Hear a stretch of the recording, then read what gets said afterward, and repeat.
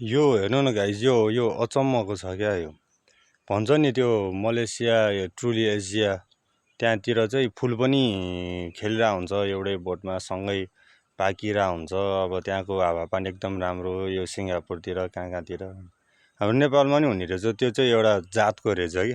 अब यसमा हेर्नुहोस् न ल अब यहाँ फुल पनि खेलिरहेछ यहाँ चिचिलाहरू पनि छ पाकी पनि रहेछ कोही पाकेर झर्या कुहिरहेको पनि छ।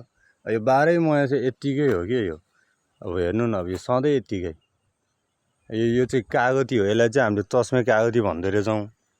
अब यो चाहिँ यो अमेरिकन टिस्यु कल्चरको लेमन भनेर हामीले ल्याएर लगाएको यो ओडाले दिएको। अब यो यस्तो फल्छ तर मरिजाउँ एउटा दानो बजारमा कहीँ लगेर बेच्न सकिँदैन यो कसैले नि खाँदैन यो।